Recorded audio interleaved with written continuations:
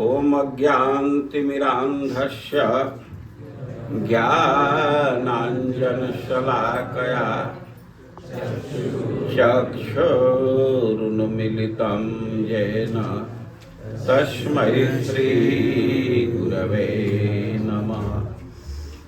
हे कृष्ण करुणा सिंधु दीनबन्धो जगत्पते गोपेश गोपिकाकान्त राधाकान्त नमस्तुते।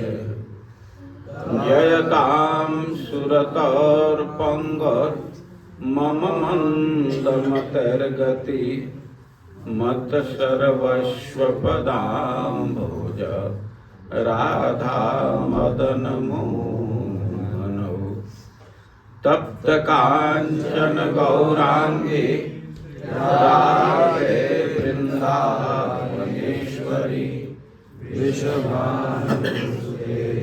वृषभानुसुते देवी प्रणमामि हरिप्रिय। नमो महावदान्याय कृष्ण प्रेम प्रदायते कृष्णाय कृष्ण चैतन्य नाम्ने गौरसे नमः। श्री चैतन्य मनोभीष्टं स्थापितं येन भूतले सोऽयं रूपः कदा मह्यं ददाति स्वपदान्तिकम्। वाञ्छाकल्पतरुभ्यश्च कृपा सिन्धुभ्यैव च पतितानां पावनेभ्यो वैष्णवेभ्यो नमो नमः। जय श्री कृष्ण चैतन्य प्रभो नित्यानंद श्री अद्वैत गदाधर श्रीवासादि गौर भक्तवृंद। हरे कृष्णा कृष्णा कृष्णा हरे हरे हरे राम राम राम हरे हरे। भगवद गीता अध्याय 15 श्लोक 16। ओम नमो भगवते वासुदेवाय। ओम नमो भगवते वासुदेवाय। ओम नमो भगवते वासुदेवाय। ओम नमो भगवते वासुदेवाय। ओम नमो भगवते वासुदेवाय। ओम नमो भगवते वासुदेवाय। द्वौ इमौ पुरुषौ लोके क्षरः च अक्षर एव च क्षरः सर्वाणि भूतानि कूटस्थः अक्षरः उच्यते। द्वाविमौ पुरुषौ लोके क्षरश्चाक्षर एव च क्षरः सर्वाणि भूतानि कूटस्थोऽक्षर उच्यते। द्वाविमौ पुरुषौ लोके क्षरश्चाक्षर एव च क्षरः सर्वाणि भूतानि कूटस्थोऽक्षर उच्यते।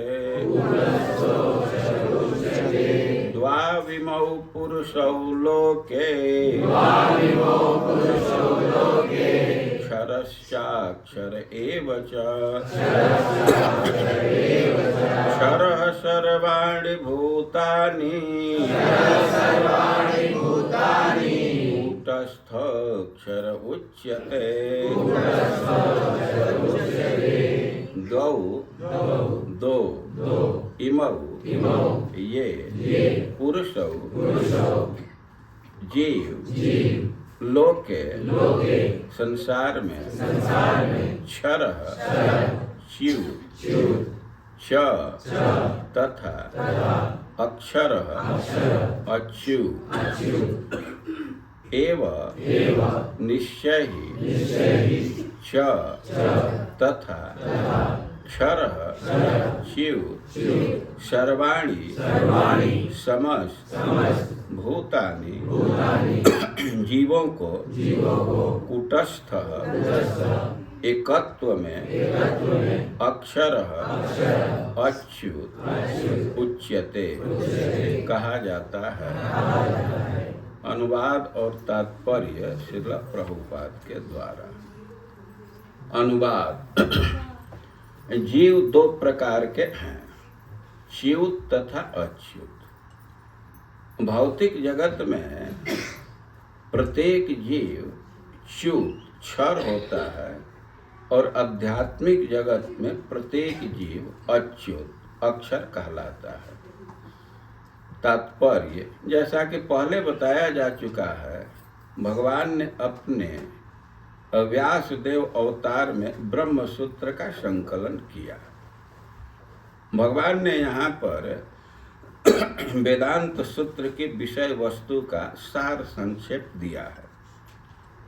उनका कहना है कि जीव जिनकी संख्या अनंत है दो श्रेणियों में विभाजित किए जा सकते हैं, च्युत तथा अच्युत। जीव भगवान के सनातन पृथकीकृत अंश विभिन्नांश हैं। जब उनका संसर्ग भौतिक जगत से होता है तो वे जीवभूत कहलाते हैं। यहाँ पर क्षरः सर्वाणि भूतानि पद प्रयुक्त हुआ है, जिसका अर्थ है कि जीव च्युत है, लेकिन जो जीव परमेश्वर से एकत्व स्थापित कर लेते हैं वे अच्युत कहलाते हैं। एकत्व का अर्थ यह नहीं है कि उनकी निजी सत्ता नहीं है, बल्कि यह कि दोनों में भिन्नता नहीं है। ये सब सृजन के प्रयोजन को मानते हैं। निसंदेह आध्यात्मिक जगत में सृजन जैसी कोई वस्तु नहीं है, लेकिन चूंकि जैसा कि वेदांत सूत्र में कहा गया है, भगवान समस्त उद्भवों के स्रोत हैं, अतः यहाँ पर इस विचारधारा की व्याख्या की गई।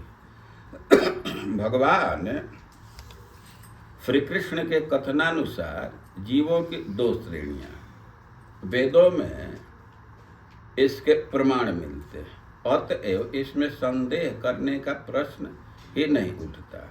इस संसार में संघर्षरत सारे जीव मौन तथा 5 इंद्रियों से युक्त शरीर वाले हैं, जो परिवर्तनशील है। जब तक जीव बद्ध है तब तक उसका शरीर पदार्थ के संसर्ग से बदलता रहता है। क्योंकि पदार्थ बदलता रहता है, इसलिए जीव बदलते प्रतीत होते हैं। लेकिन आध्यात्मिक जगत में शरीर पदार्थ से नहीं बना होता, अतएव उसमें परिवर्तन नहीं होता। भौतिक जगत में जीव 6 परिवर्तनों से गुजरता है: जन्म, वृद्धि, अस्तित्व, प्रजनन, क्षय तथा विनाश। ये भौतिक शरीर के परिवर्तन है। लेकिन आध्यात्मिक जगत में शरीर परिवर्तन नहीं होता। वहाँ न जरा है, न जन्म है और न मृत्यु। ये सब एकावस्था में रहते हैं। क्षरः सर्वाणि भूतानि। जो भी जीव आदि जीव ब्रह्मा से लेकर क्षुद्र चींटी तक भौतिक शरीर के संसर्ग में आता है वह अपना शरीर बदलता है। अतएव ये सब क्षर या च्युत है, किंतु आध्यात्मिक जगत में वे मुक्त जीव सदा एकावस्था में रहते हैं। जगत गुरु श्रील प्रभुपाद की। हम लोग गीता के 15वें अध्याय पर विचार कर रहे हैं। भगवान विभिन्न वस्तु पर ज्ञान प्रदान कर रहे हैं। अपने उपकार का संकेत करते हुए, उसका निर्देश करते हुए भगवान पीछे के श्लोक में बतलाए हैं कि वेदांत कृत वेद विदेव चाहूं। भगवान जीवों के हित के लिए वेद की रचना की है।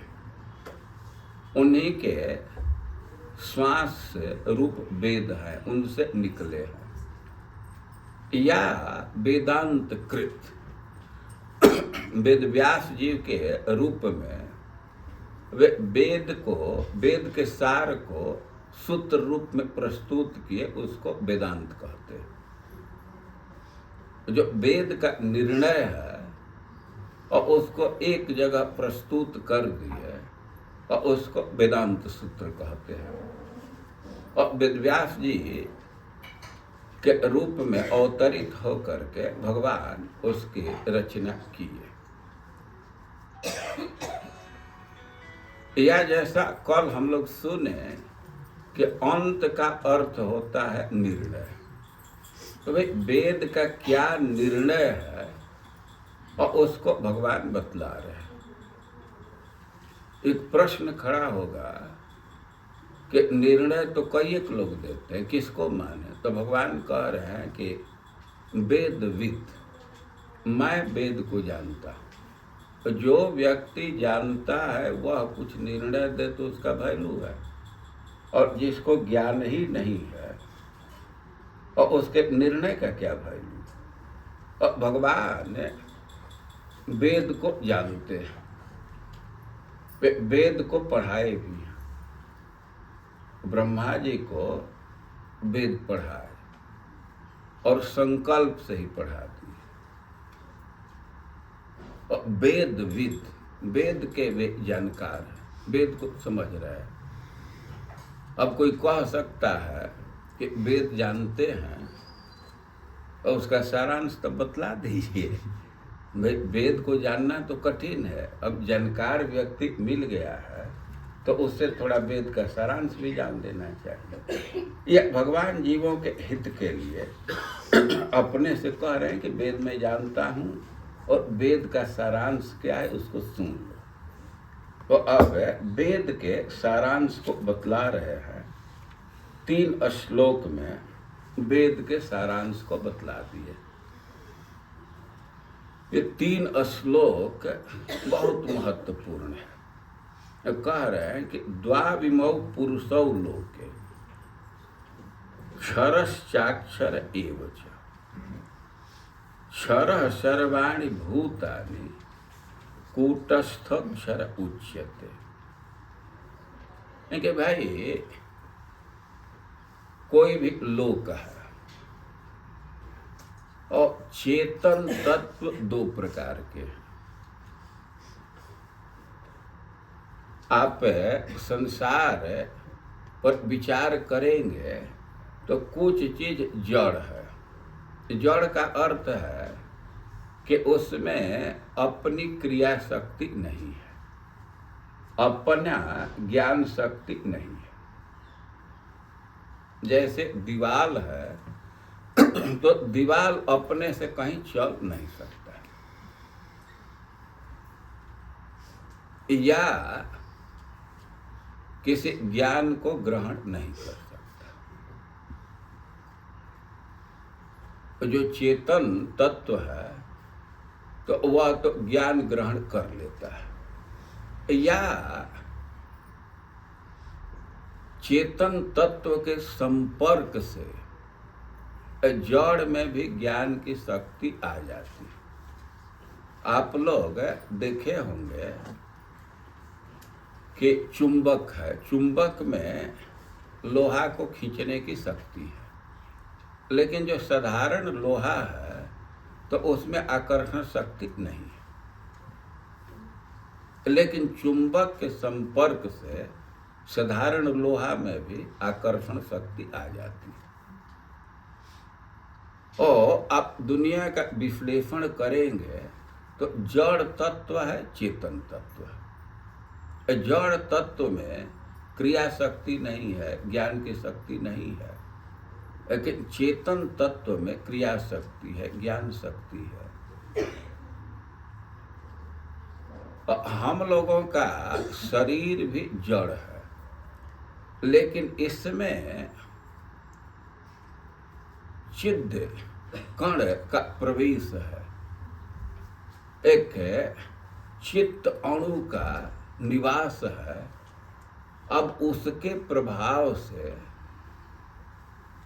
शरीर में भी, इंद्रियों में भी ज्ञान शक्ति का संचार हो जाता है, क्रिया शक्ति का संचार हो जाता है। ये शरीर में दौड़ने की शक्ति नहीं है। आत्मा को यहाँ से निकाल दिया जाए तो शरीर कहीं चल सकता है? नहीं चल सकता। और अब आत्मा शरीर के थ्रू ही कार्य कर रहा है। हम लोग जो आत्मा के क्रियाकलाप को देख रहे हैं तो शरीर के माध्यम से ही देख रहे हैं।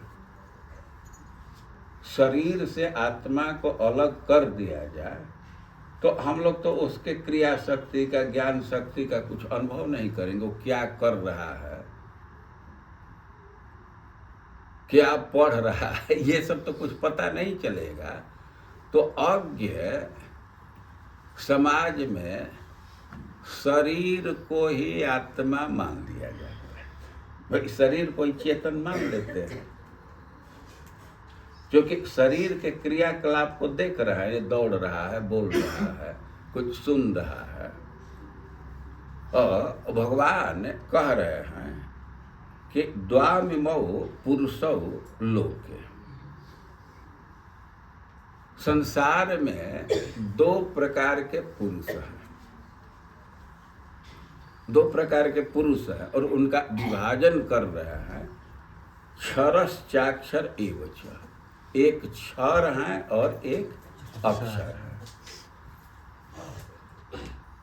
तो भगवान वेद का ज्ञान दे रहे हैं। जो चेतन तत्व है, लिविंग एंटिटी है, तो उसका दो विभाग है, एक को क्षर और एक को अक्षर। और भाई दोनों का पहचान कैसे होगा? तो कह रहे हैं कि क्षर सर्वाणि भूतानि। इस संसार में जो भी भूत है, भूत मतलब हो गए हैं, जिनका जन्म हुआ है, जो शरीर ग्रहण किए हैं, तो उनको क्षर कहा जाएगा। और कूटस्थ क्षर उच्यते। जो एक रस है, उसमें कोई परिवर्तन नहीं है, और उसको अक्षर कहेंगे। कूट का अर्थ होता है जो दीर्घ काल तक एक रस रहे, जिसमें परिवर्तन न हो। और इस संसार में कोई भी व्यक्ति है तो उसमें परिवर्तन देखा जाता है। कोई भी व्यक्ति है, किसी प्रकार का शरीर है, और उसमें 6 स्टेज आते ही है। उसका जन्म होता है, जायते और वर्धते, उसमें वृद्धि होती है, स्थीयते, अब कुछ देर तक वैसे रहता है, और फिर कुछ प्रोडक्शन देता है, कुछ उत्पन्न करता है, और इसके बाद अब धीरे धीरे क्षीयते,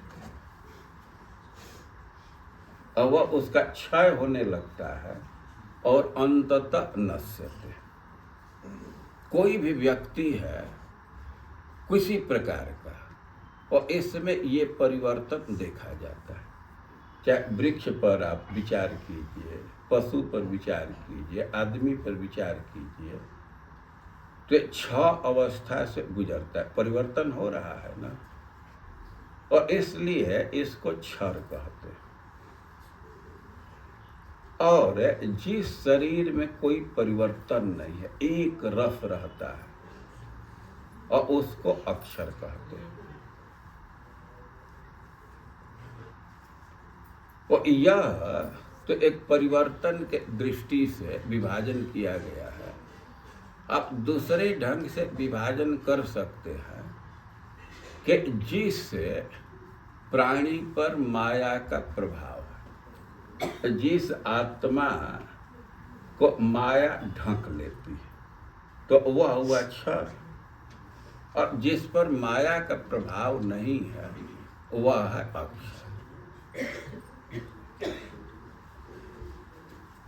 वैसे माया के प्रभाव से व्यक्ति का स्वरूप नष्ट नहीं होता है। स्वरूप तो यथावत है, अप्रच्युत स्वरूप, अचल। भगवान गीता में आत्मा को अचल कहा, और सर्वगः, वो सब जगह जाता है। तो दृष्टि के अंतर से बात कही जाती है। अचल कहने का अर्थ है कि किसी जोनी में जाए, कहीं जाए, उसका स्वरूप वही रहेगा। स्वरूप ढक जाता है, लेकिन स्वरूप बदलता नहीं है। उसका धर्म बदल जाता है, दिखाई नहीं देता है। वो अप्रच्युत स्वरूप है। इसका एक उदाहरण से समझ सकते हैं। जैसे शीशा है, तो उसका धर्म है कि उसके सामने जो वस्तु व्यक्ति जाएगा उसको प्रतिबिंबित करेगा, उसको रिफ्लेक्ट करेगा। आप लोग बाथरूम में जाएंगे, दर्पण के सामने खड़ा हो जाएंगे, आपका तस्वीर आएगा। लेकिन अब शीशा पर आवरण चढ़ जाए, धूल जम जाए, तेल जम जाए, तो अब तो वहाँ खड़ा होने पर वो आपका प्रतिबिंब नहीं दिखेगा, वो रिफ्लेक्ट नहीं करेगा। लेकिन वो शीशा का स्वरूप नहीं बदला है। उस शीशा को साफ कर दीजिए तो फिर वही गुण आने लगेगा। तो इसी अर्थ में भगवान अचल, इसको अचल कहे। और सर्वगः, अब भाई बद्धात्मा है, कभी स्वर्ग में जाता है, कभी नरक में जाता है, कभी आदमी के शरीर में है, कभी पशु के शरीर में है, कभी वृक्ष के शरीर में है। तो आकाश पताल सब जगह घूम रहा है, इसलिए इसको सर्वग कहते हैं। तो क्षर सर्वाणि भूतानि, जो भी जन्म लिए, जिनका जन्म हुआ, जो शरीर प्राप्त किए, जो ब्रह्मा से लेकर के वृक्ष तक, और सब क्षर कोटि के, इस विभाजन के, और क्षर है। और कूटस्थोक्षर उच्यते, अक्षर को, कूटस्थ को अक्षर कहते हैं। कूटस्थ जो एक रस है। और कहने का आशय यह है कि जो भगवान के अंश हैं, जीव और भगवत स्वरूप या भगवान के परिकर, जो माया में बंधे हुए हैं, ये जो माया से मुक्त है, वे सब हैं भगवान के ही अंश। लेकिन अंतर यह है कि एक कोटि के प्राणी हैं कि उस पर माया का आवरण आ जाता है, माया उसके स्वरूप को ढक लेती है। और कोई कोई प्राणी हैं कि उन पर माया का प्रभाव नहीं होता। और जो माया से प्रभावित हो रहे हैं, तो वे क्षर हुए। और जो माया से अप्रभावित हैं, तो वे अक्षर हुए। वो अक्षर में भी दो विभाजन किया जा सकता है, एक भगवान के परिकर हैं और एक भगवान के स्वरूप है। तो भगवान यहाँ ज्ञान दे रहे हैं, वेद का ज्ञान दे रहे हैं कि चेतन तत्व का दो विभाजन, क्षर और अक्षर। इस संसार में जो भी जन्म लिए हैं तो वे सब अक्षर हैं, और जिनका जन्म मृत्यु नहीं है, जो एक रस रहते हैं, उसको अक्षर कहते हैं। अब इसको कह सकते हैं जीव और ब्रह्म। जीव क्षर है और ब्रह्म अक्षर है, जो प्रकृति के ऊपर है वो अक्षर है।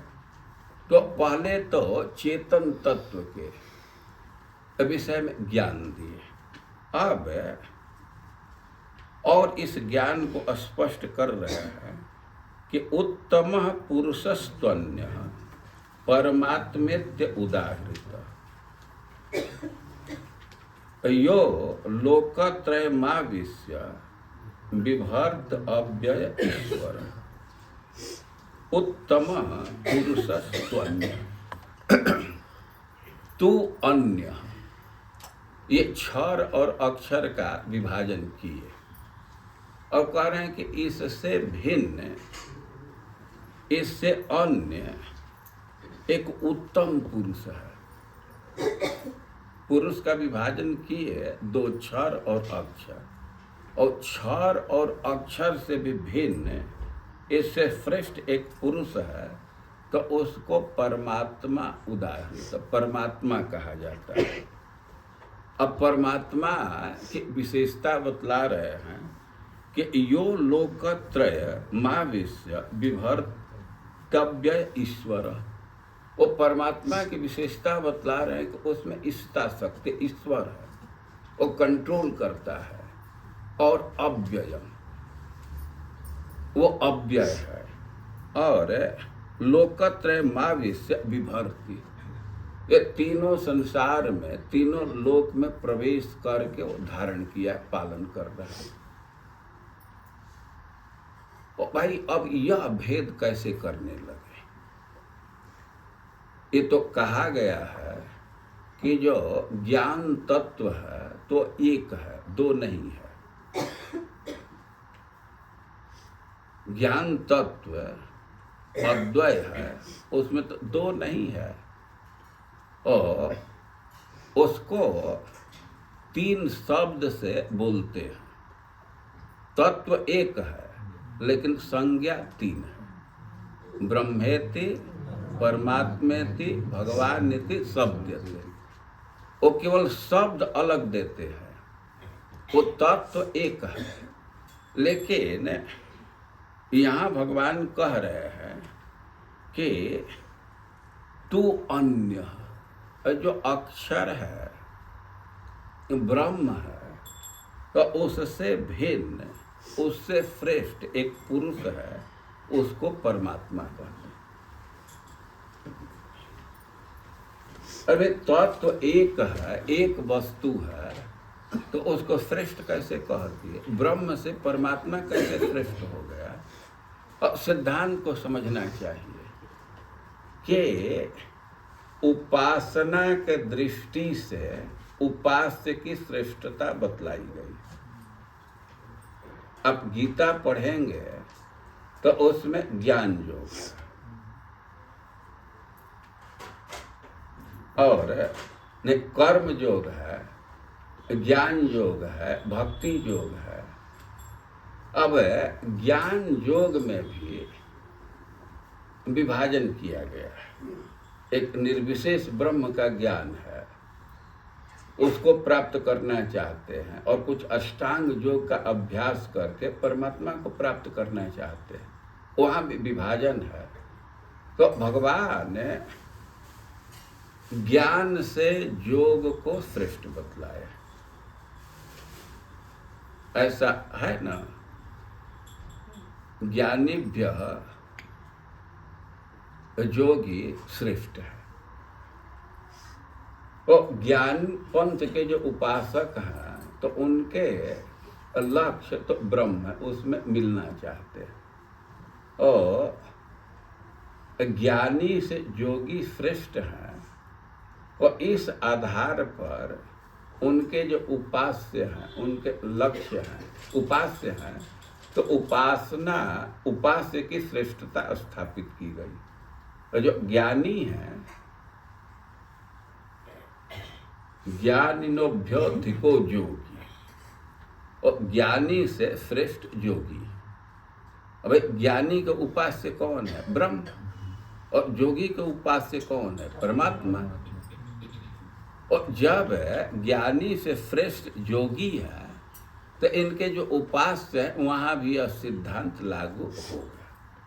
तो इस दृष्टि से कह रहे हैं कि अन्य पुरुष, एक अक्षर पुरुष है जिसको ब्रह्म कहते हैं, लेकिन उससे अन्य एक पुरुष है, वो उत्तम, वो श्रेष्ठ है, और उसको परमात्मा इति उदाहरण, तो उसको परमात्मा कहा गया।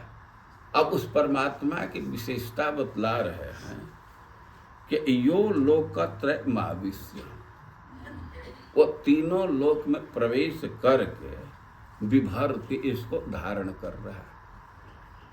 हम लोगों के शरीर में जो भी क्रियाकलाप है, क्रिया शक्ति है, ज्ञान शक्ति है, जो भी है, तो परमात्मा के स्थिति से है। परमात्मा हट जाए तो सब समाप्त हो जाए।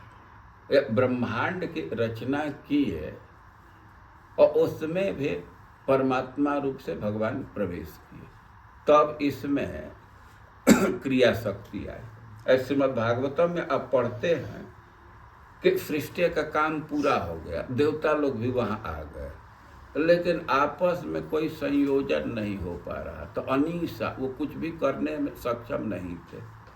जब भगवान उसमें प्रवेश किए तब कोऑर्डिनेशन चालू हुआ, सृष्टि का कार्य प्रारंभ हुआ। और भगवान ने परमात्मा के विषय में कह रहे हैं कि संसार को विभर्ति, वही धारण करते हैं, वही पालन करते हैं। और उनका दो विशेषण दे रहे हैं। ईश्वर, वे सक्षम है। आगे तो भगवान बतलाए हैं कि ईश्वर सर्वभूतान, हम सारे प्राणियों के ईश्वर हैं और हृदय में स्थित हो करके मैं ही सबको घुमा रहा हूँ, सबको कंट्रोल कर रहा हूँ। जैसे कोई कार में बैठा है ड्राइवर, तो ड्राइवर में कंट्रोलिंग पावर है ना, और कार को जिधर मोड़ना चाहे जो कर सके। तो उसी तरह परमात्मा में कंट्रोलिंग पावर है, लेकिन परमात्मा की विशेषता है कि अव्यय, और वह किसी तरह से प्रभावित नहीं होता। देखिए, भगवान और जीव में बहुत बहुत अंतर है, लेकिन एक अंतर है कि जीव तुरंत प्रभावित हो जाता है। कुछ सृष्टि किया या कोई पद मिल गया, उससे आसक्त हो जाता है। लेकिन परमात्मा अनादि काल से सबके हृदय में है, लेकिन अव्यय, उन पर कोई प्रभाव नहीं आता है। तो कह रहे हैं कि अव्यय हैं, उन पर कोई परिवर्तन नहीं है, एक रस है, उन पर माया का कोई प्रभाव नहीं है। लेकिन ब्रह्म से, अक्षर से इनको श्रेष्ठ कह रहे हैं। और फिर इस ज्ञान को आगे बढ़ा रहे हैं कि जस्मात् क्षरमतीतोऽहम् अक्षरादपि चोत्तम अतोऽस्मि लोके वेदे च प्रथितः पुरुषोत्तम। अब भगवान अपना ज्ञान दे रहे हैं। क्षरमतीतोऽहम्, जो प्राणियों का विभाजन है क्षर और अक्षर, और भगवान कह रहे हैं कि क्षर से तो मैं अतीत हूँ, उससे ऊपर हूँ, और केवल क्षर से ही नहीं, अक्षरादपि, अक्षर से भी। और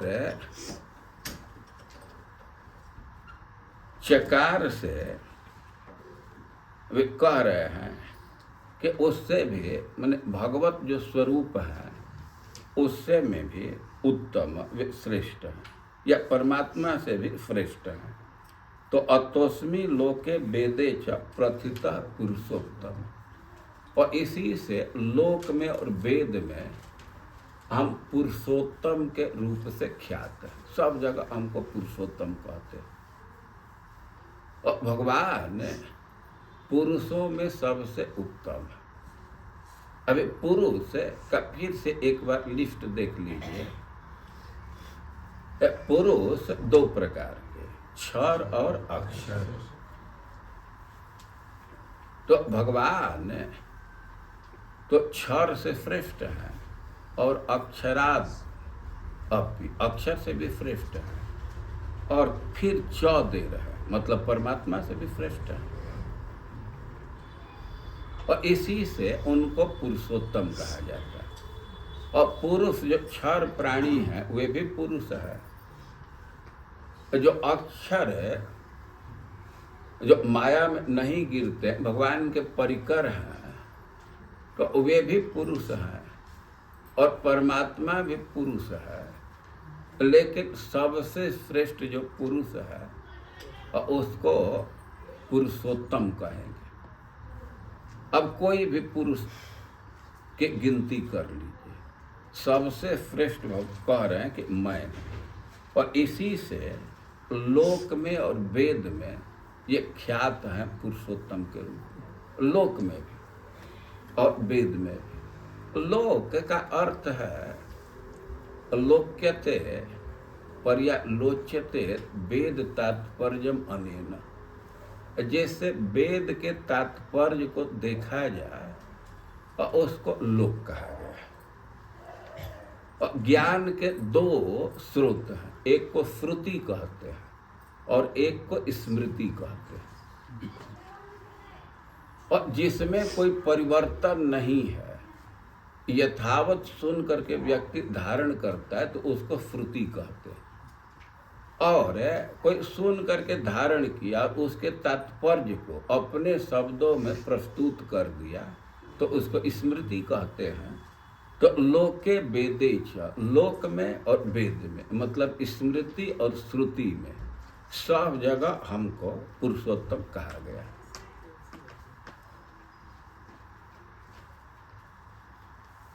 और फिर से एक बार इस पर ध्यान दीजिए कि भाई पुरुष तो ब्रह्मा जी हैं और मनुष्य भी है, सबको पुरुष के अंतर्गत, लेकिन ये सब क्षर हैं।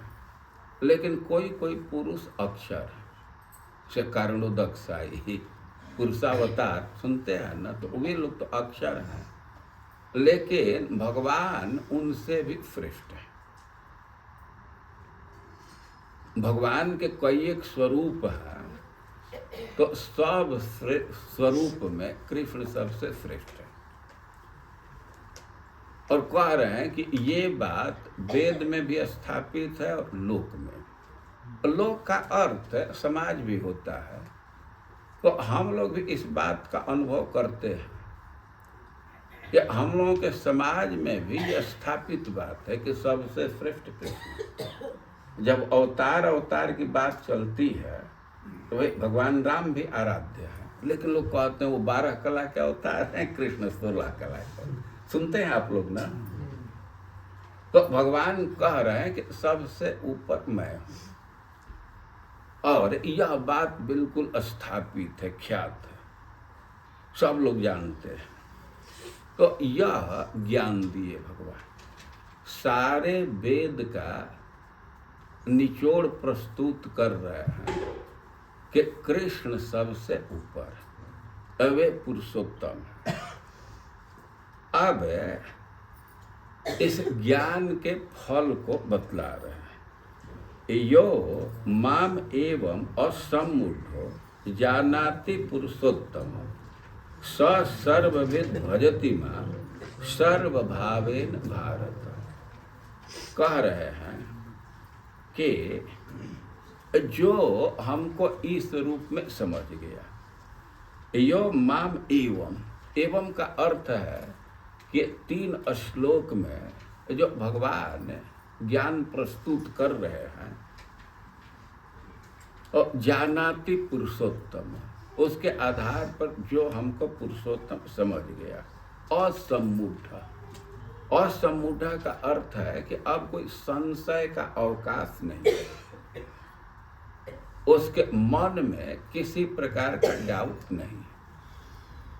भगवान के विवरण को सुन करके और संशय रहित हो करके भगवान को पुरुषोत्तम के रूप में जान गया, तो उसका फल क्या होगा? सर्वविद भजति माम सर्वभावेन भारत। भगवान का ज्ञान हो जाएगा तो व्यक्ति उनका भजन करेगा ही। कठिनाई यह है कि भगवान के विषय में ज्ञान ही नहीं है, और ज्ञान न होता तो वहाँ तक तो एक काम चल भी जाता, बहुत अज्ञान भर दिया गया। जो बड़े बड़े विद्वान कहे जाते हैं और उनको भी भगवान के विषय में ज्ञान नहीं, वे अपनी धारणा को भगवान पर लाद देते हैं। जो भारत के मान्य विद्वान हैं और वे लोग लिख देते हैं कि ना, गीता का वक्ता और गोपियों का वस्त्र चुराने वाला एक व्यक्ति नहीं हो सकता। अरे वो जो इतना ज्ञानी है वो गोपियों का वस्त्र चुराएगा, वो लोग नहीं समझ पाते। यह सिद्धांत दे देते हैं कि हाँ, हम मानते हैं विशिष्ट व्यक्ति हैं, वो महापुरुष हैं, आदमी है, आदमी में थोड़ा ऐतिहासिक पुरुष हो गए हैं, और बहुत बहुत अज्ञान दिया गया। लेकिन कह रहे हैं कि असम्मूढ़, किसी प्रकार के संदेह से रहित होकर के जो व्यक्ति जान जाता है हमको पुरुषोत्तम, तो माम सर्वभावेन भजति, वो भगवान का ही भजन सर्वभाव से करता है। भगवान के जो स्वभाव को जान जाएगा तो वो भक्ति करेगा ही। ऐसा कहा गया है कि राम स्वभाव जाने भजन बिना न भाव ही आनी। तो जो भगवान के स्वभाव को समझ गया तो अब भजन के बिना उसको कुछ अच्छा लगेगा ही नहीं। और ये भगवान जो ज्ञान दिए हैं 3 श्लोक में, और उसके विषय में कह रहे हैं कि जो हमको पुरुषोत्तम जान गया तो सर्वविद, वह सब कुछ जान गया। अरे 3 श्लोक पढ़ा तो सब कुछ कैसे जान गया? कितना पुराण है, कितना वेद है, उपनिषद है। और कह के ना, जो हमको पुरुषोत्तम समझ गया तो सर्वविद। वो पढ़ा न पढ़ा इसका मतलब नहीं, उसका ज्ञान हो गया। आशय यह है कि जो भी वेद शास्त्र हैं तो भगवान को जनाने के लिए, उनको ज्ञान देने के लिए, उसका लक्ष्य है भगवान को समझना, कृष्ण के स्थिति को समझ जाना, उनको उनके सर्वोच्च स्थिति को समझ जाना। तो जो व्यक्ति हमको पुरुषोत्तम समझ गया, मतलब है कि सर्वविद, वो सब कुछ जान लिया। उसको जो भी अध्ययन का लाभ है वो मिल गया, लक्ष्य प्राप्त हो गया। सर्वविद, वो सब कुछ जान गया। उपनिषद का मंत्र भी है कि यस्मिन् ज्ञाते सर्वम विज्ञातम भवति। अब भगवान को जान लिए तो सब कुछ ज्ञात हो गया। और यह एवं, जैसा भगवान डिस्क्रिप्शन दिए, इस रूप में जो हमको पुरुषोत्तम जान गया असम्मूढ़, उसके मन में कोई संशय नहीं है, तो सर्वविद, वो सर्ववेत्ता हो गया, सब कुछ जान गया। और एक परिणाम इसका है, और दूसरा माम भजति सर्वभावेन, वो सब प्रकार से मेरा ही भजन करता है। और भगवान ही सबसे श्रेष्ठ है, तो क्यों दूसरे का भजन करेगा? अब दूसरे का भजन कर रहा है अब मतलब उसका ज्ञान क्लियर नहीं है, अभी कुछ डाउट है। असम्मूढ़, बिना डाउट का समझ गया कि कृष्ण पुरुषोत्तम है, सबसे श्रेष्ठ है, तो सब भाव से भजन करेगा ही। अब तो दूसरे के प्रति उसका भाव नहीं जाएगा, भगवान के प्रति भाव जाएगा। और कह रहे हैं कि परिणाम यह होगा तो सर्व भावे न भजती, सर्व भाव से भजन करता। अब कि इति गुह्यतमम शास्त्रम इदम उक्त मया न। भगवान कह रहे हैं कि ये जो गुह्य शास्त्र है, ज्ञान है, तो हम तुमको प्रदान किए। एतद बुद्ध्वा बुद्धिमान स्यात् कृतकृत्यस्य भारत। जो व्यक्ति इसको समझ गया, जान गया, तो वह बुद्धिमान हो जाता है, वह विद्वान है। और कृतकृत्यस्य भारत, वह कृत्य। भगवान ने जो ज्ञान यहाँ प्रस्तुत कर रहे हैं उसको जो समझ गया, तो समझने का मतलब है कि वही सबसे बड़ा ज्ञानी बुद्धिमान है। और वह कृत्य हो गया। कृत्य मतलब होता है करने लायक। जो करने लायक है उसको कृत्य कहते हैं। आप सुनते हैं ना कि अभी कुछ कृत्य बाकी है, जैसे स्नान है, ध्यान है, पूजा है, पाठ है, और इसको कृत्य कहते हैं। और जीवन में कोई एक कार्य करने लायक है, लेकिन अब जो इस ज्ञान को समझ गया तो कृत्य या भगवान की भक्ति करने लगा, सर्वभाव से भगवान की भक्ति कर रहा है, तो कृत्य उसका जो भी कृत्य है, कृत्य मतलब कर्तव्य, करने लायक, और जो भी कर्तव्य है वो कृत्य मतलब कर लिया, वो कंप्लीट हो गया। जो अनन्य भाव से भगवान की भक्ति कर रहा है, भगवान को पुरुषोत्तम के रूप में समझ गया, जो वेद का सार भगवान प्रस्तुत कर रहे हैं, तो उसको समझ लिया। और समझने का मतलब है कि जीवन के जो भी उसके कृत्य हैं, कर्तव्य हैं, तो उसको पूरा संपादित कर दिया। आप इस बात को श्रीमद् भागवतम में सुनते हैं। देवहूति जी कह रही हैं कि जिसके जिह्वा पर आपका नाम स्थित है, जिह्वाग्रे वर्तते नाम तुभ्यम, और उसके विषय में कह रहे हैं कि वो सब तीर्थ स्नान कर लिया। और ब्रह्मानुचूर, ब्रह्म का तो पाठ, वेद का पाठ उसका पूरा हो गया।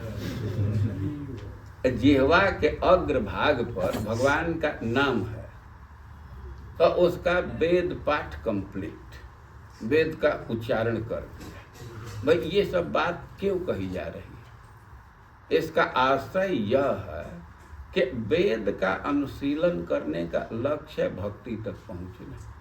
तो अपने डेस्टिनेशन को पहुंच गया, और एक तरह से जो साधन है तो उसका पर्पस सर्व हो गया। जो भी साधन है उसका लक्ष्य है तो वो पूरा हो गया। तो इस अर्थ में कहते हैं वह तीर्थ स्नान में जाते हैं, किस लिए? शुद्धि के लिए। और जो व्यक्ति भगवान के नाम को बोल रहा है, तो वो तो क्षण क्षण में करोड़ों करोड़ों तीर्थ में स्नान कर रहा है। चैतन्य चरितामृत में इस बात को स्पष्ट कहा गया कि क्षण क्षण में, पद पद में वो करोड़ों करोड़ तीर्थ में स्नान कर रहा है। ओके, जो शुद्धि भगवान के नाम से होती है, वैसे शुद्धि तीर्थ से नहीं होती। सारे तीर्थ मिल करके जितना शुद्ध करेंगे व्यक्ति को, और उससे अधिक भगवान का नाम शुद्ध कर देंगे। और इसलिए वो सब तीर्थ में स्नान कर लिया। और वेद का अनुशीलन करते हैं, इसीलिए कि भक्ति तक पहुंच जाए। जो भी वेद शास्त्र की व्यवस्था दी गई है और उसका लक्ष्य है भक्ति तक पहुंचना। कभी कभी कुछ लोग प्रश्न करते हैं कि भाई भक्ति ही लक्ष्य है, तो भगवान गीता में कोई एक योग का क्यों वर्णन किया? और योग का वर्णन किया गया अधिकारी को ध्यान में रख करके। देखिए, कोई प्लेटफार्म है, कोई मंच है और वहां पहुंचना है, लेकिन बीच में सीढ़ी लगा देते हैं और कोई कोई व्यक्ति है कि सीधे मंच पर चढ़ा जाता है। अब कोई कोई व्यक्ति है कि अब सीढ़ी से भी चढ़ने पर उसका हाथ पकड़ना पड़ता है, एक टेक में तो जाएगा नहीं। अब सीढ़ी पर चढ़ रहा है और फिर भी उसको सपोर्ट की जरूरत पड़ती है। और इस संसार में विभिन्न चेतना के लोग हैं, तो उन लोगों को ध्यान में रह करके भगवान कई एक योग का वर्णन कर दिए कि कोई योग तुम अपना लो जिसमें रुचि हो। आप सर्वे करेंगे इस संसार का तो देखेंगे कि कुछ लोगों में स्वाभाविक श्रद्धा है, वे मंदिर में आते हैं, देख करके ही झोली माला लेकर के जप प्रारंभ कर देते हैं। और कुछ लोग हैं कि बाहर से सपोर्ट करेंगे, लेकिन झोली माला लेना तो उनके लिए बहुत कठिन है। और कुछ लोग हैं कि जब तक तर्क के कसौटी पर जांचेंगे नहीं, तब तक उस बात को स्वीकार नहीं करेंगे। और अधिकारी में भेद है, तो इसी से भगवान अब योग का भी भेद कर दिए, कई एक योग का उपदेश दे दिए जिनका कर्म में बहुत आसक्ति है और उनके लिए कर्म योग है। कर्म करते करते चित्त शुद्ध होगा तो भक्ति को स्वीकार करेंगे। जो बहुत तार्किक हैं तो उनके लिए ज्ञान योग दे दिए।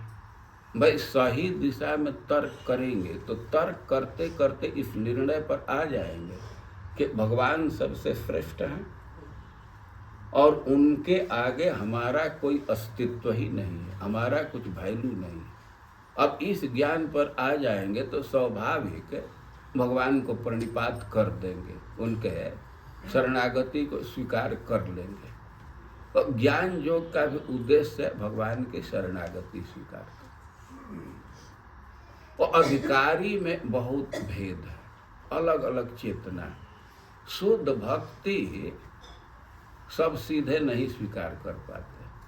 अब चेतना का कैसे भेद है, एक उदाहरण से आप अनुमान कर सकते हैं। परम पूज्य लोकनाथ महाराज के एक शिष्य हैं, बहुत दिन से भारत में ही रहते हैं। वे हैं मूलतः नेपाल के, लेकिन अभी वे स्कूल में थे, इंटर के स्टूडेंट, इंटर कॉलेज में पढ़ रहे थे। भक्ति उसी समय से स्वीकार कर लिए। वो अपने गांव में ही रहते थे, अभी पढ़ाई करते थे और सुबह सुबह ही स्नान करने के बाद वो गांव से थोड़ा बाहर चले जाते थे। एक वृक्ष के नीचे बैठ करके या टहल करके जप करते थे। अब थोड़े देर के बाद उसी गांव के लोग मजदूरी करने के लिए जाते थे। मजदूरी करने के लिए जाते थे, बिल्कुल युवक व्यक्ति तो कहते थे, साधु जी कोई काम धंधा नहीं है, काम से बचने के लिए बस गांव से बाहर आ जाते हैं। अब तो देह चोर हैं, देह को बचाने के लिए अब बस काम छोड़ करके इधर आ जाते हैं। ऐसे वो कहते थे, परिचित व्यक्ति थे। वो कहे कि हम भी तो काम ही कर रहे हैं ना भाई, जप कर रहे हैं, बैठे तो नहीं है, देख रहे हो ना हम जप कर रहे हैं, यही काम है। ये माला घुमा देना ये कौन काम है? वो कहे कि अच्छा तुम लोग इस काम को करोगे, बोलो। तो वे लोग कहे कि हम लोग तो जरूर करेंगे, लेकिन हम लोगों की स्थिति समझते हैं, आप जैसे हम ब्रह्मचारी हैं, हमारा परिवार है ना, हम तो मजदूरी करते हैं तो परिवार का भरण पोषण होता है। वो कहे कि अच्छा उसकी चिंता मत करो, कितना मजदूरी मिलता है। और उस समय शायद 32 रुपया ऐसे कुछ 30 रुपया मजदूरी था। वो कहे कि 4 लोग थे कि तुम लोगों को हम मजदूरी देंगे, दिन भर का मजदूरी देंगे, तुम लोग 2 घंटा यहाँ जप करो। जैसे मैं जप कर रहा हूँ 2 घंटा तुम लोग जप करो, दिन भर का मजदूरी मैं दे दूंगा। तो तैयार हो गए कि 2 घंटा में दिन भर का मिल जाएगा तो क्या दिक्कत है। वो चारों को माला दिए, वो माला लिए तो 2 तो उससे तुरंत निकल गए कि ना साधु जी ये हम लोगों से नहीं। और उसने से 2 बैठे जप किए और 2 घंटा तो नहीं किए, 1 घंटा किए। इसके बाद निर्णय दिया साधु जी हम लोगों से ज्यादा मेहनत आप कर रहे हैं। अभी पैसा नहीं लिए।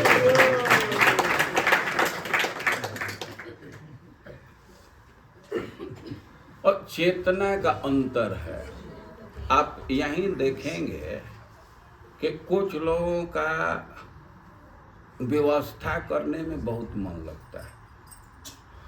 रथ यात्रा है या कोई उत्सव है और वो भाग दौड़ करते रहते हैं, जप नहीं करते हैं। तो उनके लिए भी व्यवस्था कर्म योग है। तुम अपना काम ही करो लेकिन उसका फल अर्पित करो। चित्त शुद्ध हो जाने पर फिर व्यक्ति भक्ति करने लगता है। आप लोग अनुभव किए होंगे, बहुत लोग पहले केवल डोनेशन देते हैं और बाद में रेगुलर भक्त भी हो जाते हैं। तो एक कर्म योग उस व्यक्ति के लिए जिसका कर्म में बहुत आसक्ति, और जो बहुत तार्किक है तो उनके लिए ज्ञान योग है। और कुछ लोग हैं वे बहुत तार्किक नहीं है, बहुत कर्म में आसक्ति नहीं है, तो उनके लिए भक्ति योग। तो सबसे अच्छी बात मानी जाती है कि मदगुण श्रुति मात्रेण, हमारा गुण सुना और उसका मन मुझ में लग गया, तो यह सबसे श्रेष्ठ है। भगवान के गुण का ज्ञान हो जाने से व्यक्ति भक्ति करता है। श्रीमद् भागवतम में प्रश्न उठाया गया है, अरे सुखदेव गोस्वामी वो तो ब्रह्म सुख में मग्न थे, वे क्यों भागवत का अभ्यास किए? और उत्तर दिया गया कि इत्थम भूत गुणो हरि, भगवान का ऐसा गुण है कि कोई भी भक्ति में लग जाएगा। अरे भक्ति का ऐसा सुख है कि मुक्त व्यक्ति भी शरीर ग्रहण करके भक्ति करता है। कभी कभी लोग प्रश्न करते हैं कि जब एक बार भगवान का नाम लेने से सब पाप से मुक्त हो जाएंगे तो बार बार लेने की क्या जरूरत है? अब वे बिल्कुल मूर्खता के स्तर पर ये बात जरूर है कि भगवान का एक बार नाम लेने से वो पाप से मुक्त हो जाएंगे, लेकिन अब भक्ति का उद्देश्य पाप से मुक्त हो जाना तो नहीं है। पाप से मुक्त हो जाते हैं यह बात सही है, लेकिन पाप से मुक्ति के लिए भजन करें और इसमें कोई दोष भी नहीं है, लेकिन भक्ति का यह उद्देश्य नहीं है। भक्ति तो सबके लिए है। आप प्रसिद्ध घटना जानते हैं अजामिल का। तो अजामिल के कथा को सुखदेव गोस्वामी प्रस्तुत किए, 3 अध्याय में प्रस्तुत किए और अपना उस पर कमेंट दिए, टिप्पणी दिए कि भाई एतावताल अघ निर्हरणाय पुंसां संकीर्तनम भगवत गुण कर्म नामना। कि अजामिल के घटना से स्पष्ट हो गया कि देखो भगवान के रूप गुण का कीर्तन पाप अघ निरहरण है, पाप क्षय के लिए मत करना। ये अलम शब्द है, एतावता, इस घटना से अलम। तो अलम 3 अर्थ में होता है। अलम का अर्थ होता है पर्याप्त। तो एक अर्थ किया गया है कि अजामिल के घटना से तो एकदम स्पष्ट हो गया कि अघ निरहरणाय, पाप समाप्ति के लिए भगवान के रूप गुण लीला का कीर्तन करना पर्याप्त है, सफिशिएंट। ये भी अर्थ है। लेकिन एक अर्थ होता है अलम। अलम एक अर्थ होता है वारण, मना करने के विषय में। विद्वानों के समाज में जाएंगे, अब भात दे रहे हैं, रोटी दे रहे हैं, सब्जी दे, अलम अलम मैंने अब नहीं चाहिए। ये प्रचलित शब्द है अलम वारण, डिक्शनरी में भी देख सकते हैं। और सुखदेव गोस्वामी कह रहे कि भैया जामिल के घटना तो स्पष्ट हो गया कि पाप क्षय करने के लिए भगवान के रूप गुण लीला का कीर्तन मत करो, मना कर रहे। अब ऐसा कंफ्यूजन नहीं होना चाहिए कि कीर्तन को मना कर रहे हैं, पाप क्षय के लिए कीर्तन को मना कर रहे हैं। समझ रहे हैं बात ना? कीर्तन को नहीं मना कर रहे, पाप क्षय करने के लिए इसको मत करो। अरे वो तो हो ही जाएगा, जो चीज अपने से होने वाला है, अब उसके लिए प्रयास करना तो मूर्खता है। कोई व्यक्ति धान का खेती कर रहा है और वो लक्ष्य बना ले कि हमें पुरेसी के लिए, पुरेसी का मतलब हुआ कि जब धान को हार्वेस्टिंग करते हैं, दौरी करते हैं, तो छोटे छोटे कण उसमें निकल ही आते हैं। धान को ओसाएंगे तो कुछ निकलेंगे। अब कोई कहे कि हम पुरेसी के लिए खेती करें तो मूर्खता है ना। खेती तो करते हैं धान के लिए, चावल के लिए ना, कि पुरेसी के लिए। भूसी के लिए खेती नहीं करते, लेकिन भूसी तो मिलेगा ही। उसके लिए प्रयास करें न करें तो भूसी तो मिल ही जाएगा। अब कोई कंसंट्रेट हो, ध्यान लगावे कि कैसे खेती करें कि अधिक से अधिक भूसी मिले, वो अच्छा नहीं माना जाएगा। वह व्यक्ति अच्छा है जिसका ध्यान है कि कैसे अधिक से अधिक चावल प्राप्त किया जाए। और एक अर्थ है, मैं सुखदेव गोस्वामी कह रहे हैं भाई, भगवान के नाम गुण कीर्तन, भगवान के नाम गुण लीला का कीर्तन अघ नाश के लिए मत करो। एकदम सीधे मनाही कर रहे हैं। क्योंकि वो तो अजामिल अपने लड़के को पुकार करके ही प्राप्त कर लिया। और ये भगवान, ये जो भक्ति है कि अपने आप में परम सुखद है। अब इतना यह सुखद है कि मुक्ता अपि विग्रहम कृत्वा भजन्ते, जो मुक्त पुरुष है, अब शरीर से ऊपर हो गया, शरीर का बंधन नहीं है, लेकिन वो भी शरीर स्वीकार करता है। किस लिए? आपकी भक्ति करने के लिए। और सुखदेव गोस्वामी के विषय में प्रश्न किया गया और सुत गोस्वामी कहे कि इत्थम भूत गुणो हरि। अब भगवान का ऐसा गुण है कि आकृष्ट हो ही जाता है व्यक्ति, चाहे सुखदेव हो या कोई भी, भगवान के गुण का ज्ञान हो जाएगा। और भजन बिना भाव नहीं आना। अब भक्ति के अतिरिक्त दूसरा चीज अच्छा ही नहीं लगेगा। और भक्ति का अपना सुख है, और उस सुख का आस्वादन करना यह भक्ति का लक्ष्य है।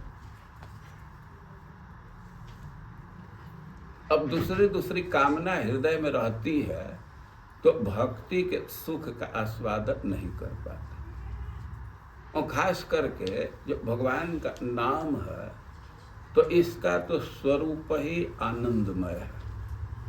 सनातन गोस्वामी कह रहे हैं कि जयति जयति नामानंद रूप मुरारे। ये भगवान के नाम का मतलब है कि वो आनंद स्वरूप है।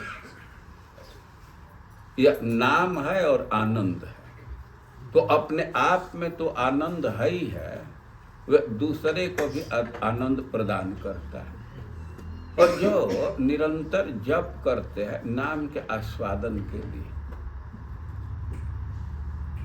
नाम में एक सुख है और उसके आस्वादन के लिए, और जो व्यक्ति भगवान को समझ जाता है, तो भगवान कह रहे हैं कि सर्वभावेन, सब प्रकार से मेरा ही भजन करता है।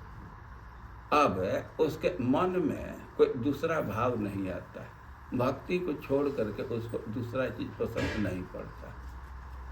अभी भक्ति सर्वभाव से नहीं कर रहा है, तो समझ लेना चाहिए कि वह बिना संदेह का, संदेह रहित भगवान का ज्ञान अभी नहीं प्राप्त किया।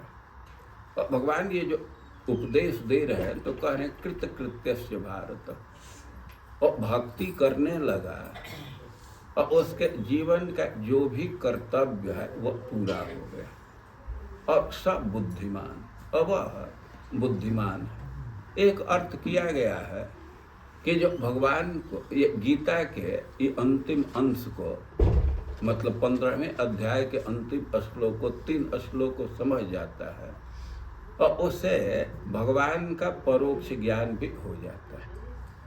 अरे पुरुष का विभाजन है, इसमें ब्रह्म है, ब्रह्म से भी ऊपर परमात्मा है, उससे भी उत्तम भगवान है, तो यह ज्ञान भी हो जाता है। और कृत कृत्यस्य भारत, और उसका जीवन सफल हो जाता है, वो भगवान का अनुभव करने लगता है। और भगवान के अनुभव करने का मतलब है कि चित्त सुख से भर जाता है, शांति से भर जाता है। तो भगवान का अनुभव करना शांति का स्रोत है, सब प्रकार के सुख का स्रोत है। और ये जो ज्ञान भगवान दे रहे हैं, इसका फल, इसकी महिमा बतला रहे हैं कि वो सर्व भाव से भजन करता है और कृत्य कृत्य हो जाता है, उसके सारे कार्य संपादित हो जाते हैं। तो इस प्रकार अध्याय छोटा है, 20 श्लोक है, लेकिन इसमें कई एक विषय पर ज्ञान दिया गया है। इससे अध्याय का उपक्रम करते हुए श्रीपाद विश्वनाथ चक्रवर्ती जी कह रहे हैं कि संसार छेदको संग। इस अध्याय में क्या क्या विषय है, तो कह रहे हैं कि यह जो संसार है जन्म मृत्यु की श्रृंखला है, तो संसार छेदको संग, असंग विरक्ति, ये संसार का छेदन करने वाला, समाप्त करने वाला। जन्म मृत्यु की श्रृंखला को विरक्ति से समाप्त किया जा सकता है। असंग, असंग का अर्थ है विरक्ति, और विरक्ति का मतलब होता है कि अपने से विषय में अरुचि हो जाए, अब विषय अच्छा न लगे, तो इसी से संसार समाप्त हो जाएगा। और आत्मेशांसः क्षराक्षरात् उत्तम पुरुष, और भगवान के जो अपने अंश हैं क्षर और अक्षर, तो उससे उत्तम कृष्ण है, पुरुष है। और इति पंचदशे कथा, और 15वें अध्याय में यही कथा बोली गई, यही विषय प्रस्तुत किया गया। संसार एक बहुत भारी समस्या है, दुख व्यक्ति भोग रहा है, और इसको नष्ट करने का उपाय है असंग, अनासक्ति। और भगवान के अंश विभिन्न प्रकार के हैं, कुछ भगवान से भिन्न है, उनको विभिन्नांश कहा जाता है, और कुछ भगवान से अभिन्न है तो उनको अभिन्नांश कहा जाता है। भगवान के स्वरूप है, तो चाहे जो हो, उन सब में कृष्ण उत्तम पुरुष। कितना भी लिस्ट तैयार कीजिए पुरुष का, सबसे ऊपर स्थान कृष्ण का। और इसी से इसका नाम भी पुरुषोत्तम जो दिया गया। और इस प्रकार संक्षेप में जैसे तैसे हम लोग एक धारणा बनाने का प्रयास किए 15वें अध्याय का। अभी इस विषय में आप लोगों को कुछ संशय है, कुछ पूछना है तो पूछ सकते हैं। और संध्या के समय चैतन्य चरितामृत से कथा हो।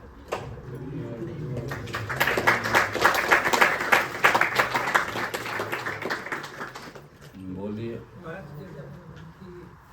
अक्षर और अक्षर दो जीव, जीवभूत और ब्रह्मभूत भी हो सकते हैं। तो ब्रह्मभूत यानी जो निर्विशेषवादी ब्रह्म है, ब्रह्म में वो भी कभी ब्रह्मभूत हो सकता है। अब देखिए, ठीक है, आपका प्रश्न बहुत अच्छा है। प्राय विभाजन किया जाता है,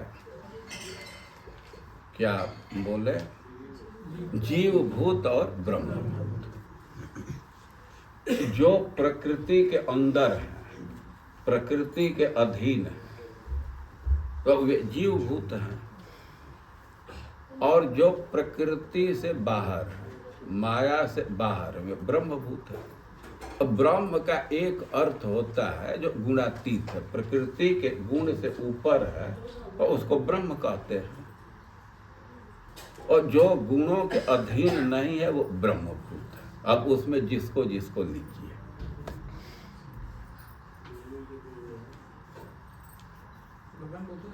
क्योंकि ब्रह्मभूतः न सोचती न कांक्षति। इस शरीर में रहते हुए भी व्यक्ति ब्रह्मभूत हो सकता है। अब ब्रह्मभूत होने का अर्थ है कि प्रकृति का जो गुण है उसका प्रभाव नहीं है, शरीर में है लेकिन उसके बंधन में नहीं है। इस बात को आचार्य लोग समझाते हैं। जैसे आप नारियल का फल देखते हैं ना, तो नारियल तो ऊपर से आवरण है, उसका मुख्य हिस्सा जो फल है भीतर होता है, लेकिन वो इतना जकड़ा हुआ होता है कि उसको निकालना भी एक कठिन काम होता है। वो रेशा खींचते खींचते, चाकू से काटते काटते कितना समय लग जाता है। और बच्चों को मिल जाता है, बड़े खुश होते हैं, लेकिन उसको अलग करने में तो अब नानी मर जाती है। लेकिन कोई नारियल है कि ऐसे हिलाएंगे और डुक डुक डुक डुक आवाज आए, तो वह भी तो अंदर में ही है, लेकिन उस पर बंधन नहीं है। दोनों में समझ रहे अंतर ना। एक एकदम रेशा से जकड़ा हुआ है, वो भी उस फल के अंदर ही है, और एक है कि फल के अंदर है लेकिन वो रेशा से जकड़ा हुआ नहीं, एकदम फ्री है। तो उसी प्रकार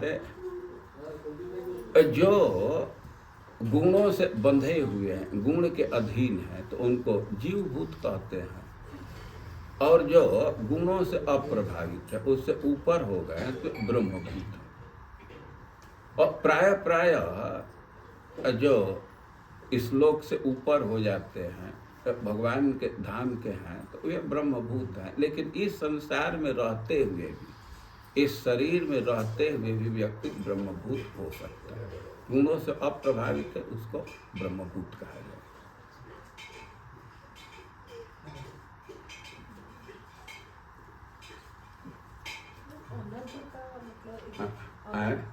अनग भगवान संबोधित कर रहे हैं अर्जुन को अनग। अघ मतलब पाप, और अन निषेध का अर्थ में आवश्यक। आवश्यक का अर्थ समझ रहे हैं, और उसी में अन जोड़ देंगे तो अनावश्यक। अब आवश्यक का उल्टा हो गया। और अघ मतलब पाप, अनग मतलब निष्पाप। और इस संबोधन के द्वारा भगवान एक संदेश दे रहे हैं कि तुम निष्पाप हो, इसलिए इस स्थिति को समझ रहे हो। इसके व्याख्या में लिखा, इसकी व्याख्या में आचार्य लिखे हैं कि जब तक चित्त निष्पाप नहीं होगा, पाप से रहित नहीं होगा, तब तक भगवान का ज्ञान नहीं होगा। अनग है संबोधन दे करके भगवान एक संदेश दे रहे हैं कि जिसका चित्त शुद्ध है, पाप से रहित है, तो वही व्यक्ति भगवान का ज्ञान प्राप्त कर सकता है। चित्त में पाप है, अशुद्धि है, तो भगवान का ज्ञान नहीं प्राप्त करेगा। तब पहले चित्त को शुद्ध कर लिया जाए, निष्पाप हो लिया जाए, तब भगवान के जानने का प्रयास करे ना। जिस अवस्था में है भक्ति प्रारंभ करने, जो भक्ति का ऑटोमेटिक सिस्टम है, वो खुद ही चित्त को शुद्ध करेगी और भगवान की स्फूर्ति करा देगी। अनग मतलब निष्पाप, और इसका संदेश है कि पापी व्यक्ति को भगवान का अनुभव नहीं होगा। चित्त शुद्ध रहेगा तभी भगवान की स्फुरना बनेगी। इसी से पाप से बचने की जरूरत है ना। श्रील प्रभुपाद जी, और कम से कम जो स्थूल पाप है उसको एकदम फर्स्ट स्टेप में रोक लगा देते। हाँ बोलिए। चित्त शुद्ध कैसे होगा? आए? चित्त शुद्ध कैसे होगा? आत्मा और चित्त का क्या संबंध है? ठीक। चित्त और आत्मा का क्या संबंध है? देखिए, कल चर्चा हुई थी कि इस शरीर में 5 बाहरी इंद्रियां हैं और एक इंद्रिय भीतर है, और उसी को अंतःकरण कहते हैं। जो अंतःकरण है और उसके 4 कार्य हैं, और कार्य के अनुसार उसका नाम बदल जाता है। अनुसंधान, शास्त्र का शब्द अनुसंधान, रिमेम्बरेंस, स्मृति। जब वो अंतःकरण कोई धारणा बनाता है, कुछ स्मरण करता है, कुछ ख्याल रखता है, तो उसको चित्त कहते हैं। जब वो संकल्प विकल्प मतलब अपना पसंद नापसंद व्यक्त करता है, तो उसको मन कहते हैं। कोई निर्णय करता है तो उसको बुद्धि कहते हैं, और कर्तव्य का निर्धारण करता है उसको अहंकार कहते हैं। तो चित्त एक इंद्रिय है। जैसे कान एक इंद्रिय है, लेकिन इंद्रियों को समझना चाहिए जो देख रहे हैं, तो यह इंद्रिय नहीं है, यह इंद्रिय का गोलक है। जैसे आप लोग बल्ब जलाते हैं, तो बल्ब का सॉकेट अलग चीज है, बल्ब अलग चीज है, और बल्ब में भी वो जो शीशा है तो वही बल्ब नहीं है। क्योंकि कभी कभी देखते हैं कि शीशा तो वैसे ही है और उससे लाइट आती ही नहीं है, वो जलता ही नहीं है। तो जो फिलामेंट है, जो तार होता है, तो एक्चुअल बल्ब तो वह है। लेकिन हम लोगों की तो धारणा है कि बल्ब मतलब शीशा का जो गोला गोला कुछ बना हुआ, उसी को बल्ब कहते हैं।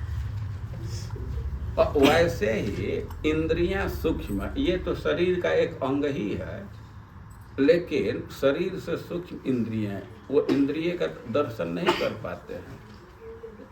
जैसे कर्ण इंद्रिय है, तो उसको तो नहीं कोई देख पाता है, सिस्टम को देखता है। और जो गोलक है जहाँ फिट किया गया है उसको देखता है, वो सूक्ष्म है इंद्रिय। और इंद्रिय से भी सूक्ष्म मन है, चित्त है।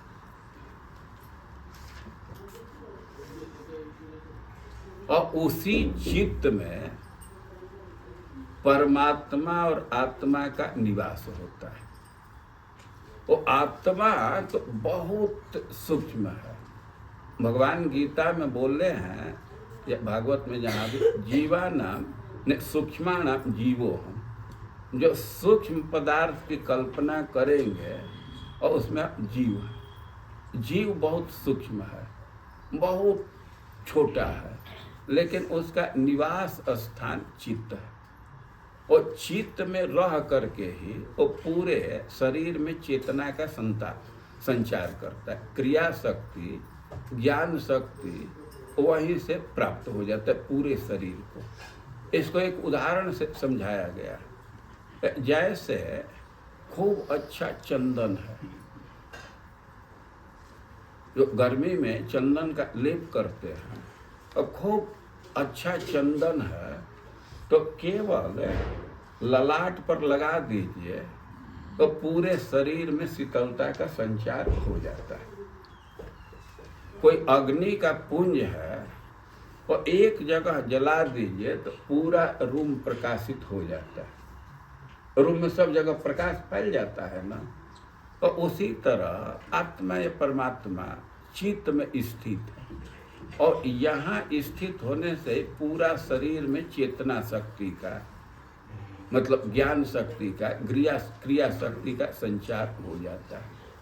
और परमात्मा और आत्मा दोनों साथ रहते हैं, चित्त में रहते हैं। इसी से परमात्मा का एक नाम चैत्य। कल रात में हम लोग सुन रहे थे कि भगवान 2 रूप से बहुत भारी उपकार कर रहे हैं, आचार्य वपुषा, चैत्य वपुषा। वो चित्त में स्थित है इसलिए उनको चैत्य कहते हैं, और बाहर गुरु के रूप में स्थित हैं। गुरु भी भगवान के ज्ञान शक्ति का अवतार, समग्र रूप से अवतार तो नहीं माना जा सकता, लेकिन ज्ञान शक्ति का वो अवतार है। ज्ञान के दृष्टि से गुरु भी भगवान का ही रूप है। और चित्त और आत्मा का संबंध है, मतलब आत्मा का निवास चित्त में। अब चूंकि वो चित्त में है तो सबसे पहले आत्मा की अनुभूति, आत्मा परमात्मा सेम अर्थ में समझना चाहिए, दोनों की अनुभूति चित्त पर होता है। इसी से भगवान कहें चेतो दर्पण मार्जन। हम लोगों की कठिनाई है कि चित्त पर आवेश छा गया, अहम और मम का, और भगवान वही पूरी में है, चित्त में है, लेकिन उनका कुछ अनुसंधान ही नहीं है।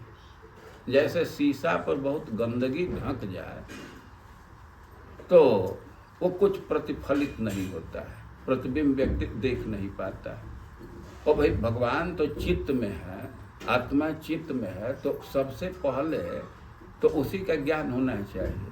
लेकिन चित्त पर इतना अहम और मम आरूढ़ हो गया है कि पुंसोति दूर, वो बहुत दूर हो गए। इसी से भगवान चैतन्य महाप्रभु उपाय दिए हैं, चेतो दर्पण मार्जन।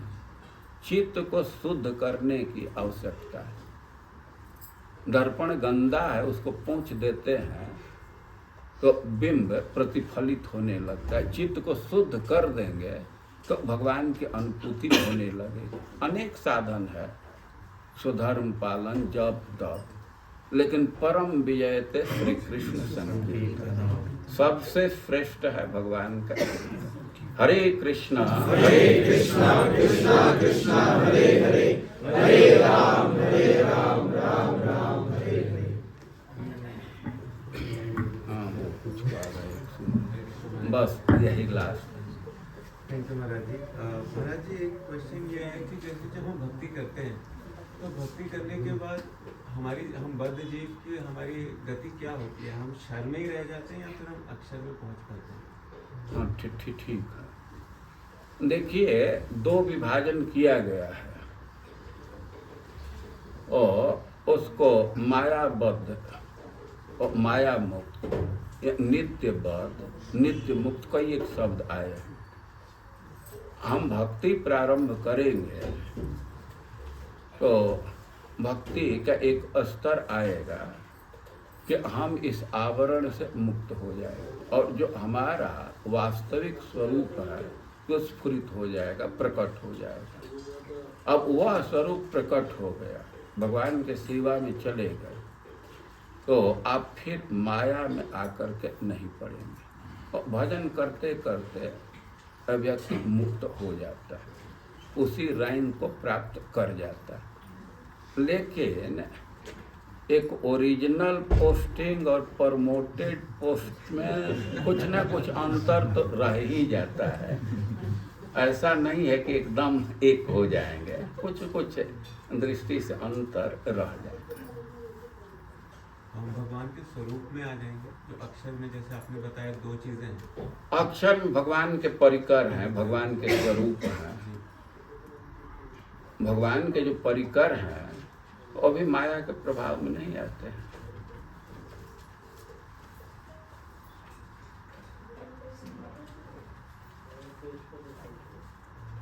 वो अनादिकाल से जीव बंधा हुआ है, लेकिन मुक्त हो जाएगा। प्रारंभ में इस बात को प्रस्तुत किया गया कि न रूप मस्यः तथोपलभ्य। अरे कब से माया में पड़े हैं, कैसे पड़े हैं, इस पर तो झगड़ा है। और झगड़ा होने दो। असंग शस्त्रेण दृढ़ेन छत्ता। तुमको निकलना है तो अनासक्ति का हथियार उठाओ और इसको काट दो, और काट करके ततः पदम तत्परिमार्गितव्य। उस पद का अन्वेषण कर लो कि जस्मिन गता न निवर्तन्ति। एक बार वहाँ पहुँच गए तो अब सारी समस्याओं का समाधान हो गया। अब किसी समस्या में पड़ने वाले नहीं। ठीक है।